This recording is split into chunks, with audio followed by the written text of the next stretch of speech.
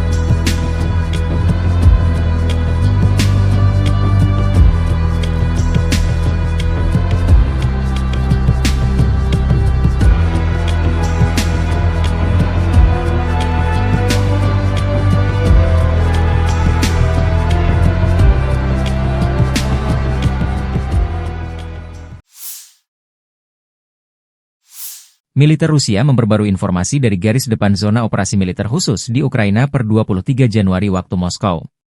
Selama sepekan, dari 18 hingga 24 Januari 2025, Angkatan Bersenjata Rusia menyerang 8 serangan kelompok dengan senjata presisi tinggi dan kendaraan udara tak berawak serang, yang telah menghantam fasilitas infrastruktur gas dan listrik penting yang mendukung pekerjaan industri pertahanan Ukraina, serta target industri pertahanan Ukraina.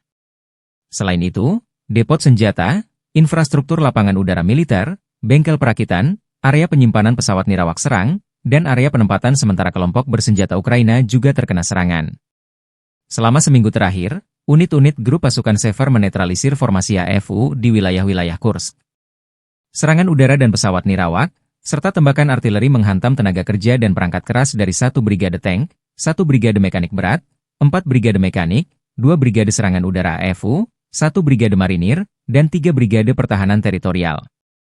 Secara total, sejak awal operasi militer khusus, Angkatan Bersenjata Ukraina kehilangan 652 pesawat terbang, 283 helikopter, 41.395 kendaraan udara tak berawak, 590 sistem rudal anti-pesawat, 20.829 tank dan kendaraan tempur lapis baja lainnya, 1.510 kendaraan tempur MLRS, 20.913 senjata artileri lapangan dan mortir, dan 30.758 unit kendaraan pendukung militer Ukraina dinetralisir. Подразделениями группировки войск «Север» на Харьковском направлении нанесено поражение формированием мотопехотной бригады ВСУ и бригады Национальной гвардии в районах Волчанска и Малых Проходов Харьковской области. Вооруженные силы Украины потеряли до 40 военнослужащих, 3 автомобиля и станцию радиоэлектронной борьбы. Подразделения группировки войск «Запад» заняли более выгодные рубежи и позиции.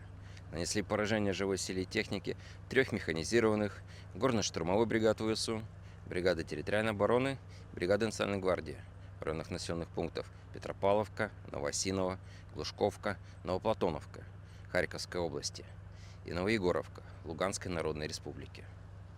Потери противника составили более 530 военнослужащих, танк, 3 боевые машины пехоты, 2 бронетранспортера М113 производства США, 16 автомобилей, 7 орудий полевой артиллерии, из них 2 производства стран НАТО.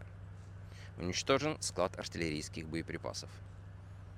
Подразделения южной группировки войск улучшили тактическое положение. Нанесено поражение формированием 2 механизированных бригад ВСУ и бригады Национальной гвардии Украины в районах населенных пунктов Константиновка, Маяки, Червоная, Часов Яр и Подольская.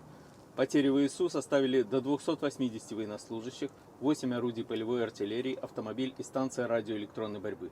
оперативно-тактической авиацией, ударными беспилотными летательными аппаратами, ракетными войсками и артиллерией группировок войск Вооруженных сил Российской Федерации нанесено поражение инфраструктуре военных аэродромов, критически важным объектам газоэнергетической инфраструктуры, обеспечивающим работу украинского ВПК, а также скоплением живой силы и техники противника в 144 районах. Средствами противовоздушной обороны сбиты 29 беспилотных летательных аппаратов самолетного типа. В результате активных наступательных действий подразделения группировки войск «Центр» освободили населенный пункт Соленое Донецкой Народной Республики. Нанесли поражение живой силе и технике 5 механизированных мотопехотных бригад ВСУ и штурмовой бригады Национальной полиции Украины в районах Петровки, Дзержинска, Нововасильевки, Новоелизаветовки, Песчаного и Славянки. Противник потерял до 570 военнослужащих, 4 боевые бронированные машины, в том числе бронетранспортер М113, 9 автомобилей и 155 миллиметровую самоходную артиллерийскую установку «Краб» польского производства. Подразделения группировки войск «Восток» продолжили продвижение в глубину обороны противника, нанесли поражение формированием 3 механизированных бригад, 2 бригад территориальной обороны ВСУ и бригад Национальной гвардии Украины в районах Темировки, Разлива, Великой Новоселки, Отрадного и Новополя. Потери ВСУ составили до 180 военнослужащих, 4 боевые машины пехоты и боевая бронированная машина «Макс-Про». Подразделения группировки войск Днепр нанесли поражение живой силе и технике механизированной бригады и бригады территориальной обороны ВСУ в районах Змеевки, Токаревки, Антоновки и Казацкого. Противник потерял более 60 военнослужащих, 5 автомобилей, 155 миллиметровую самоходную артиллерийскую установку «Цезарь» и станцию радиоэлектронной борьбы. Уничтожен полевой склад боеприпасов. Militer Ukraina merilis rekaman Brigade Penyerangan Udara Bukovina ke-82 Angkatan Bersenjata Ukraina menggempur kolom kendaraan tempur Rusia di garis depan. Iring-iringan kendaraan tempur pengangkut personel Rusia jadi sasaran tempur pertahanan Ukraina. Staf Umum Angkatan Bersenjata Ukraina 24 Januari melaporkan, militer Rusia total kehilangan 826.820 tentara di Ukraina sejak dimulainya invasi skala penuh 24 Februari 2022. Jumlah ini termasuk 1.500 korban yang diderita pasukan Rusia hanya dalam sehari terakhir. Rusia juga kehilangan 2 tank, 39 sistem artileri, 51 pesawat tanpa awak, dan 11 kendaraan tempur pengangkut personel dalam 24 jam terakhir. Menurut laporan militer Ukraina tersebut, pasukan Vladimir Putin total kehilangan 9.852 tank, 20.508 kendaraan tempur lapis baja, 34.992 kendaraan dan tangki bahan bakar, 22.295 sistem artileri, 1.263 sistem roket peluncur ganda, 1.050 sistem pertahanan udara, 369 pesawat terbang, 331 helikopter, 23.162 pesawat nirawak, 28 kapal dan perahu, dan 1 kapal selam.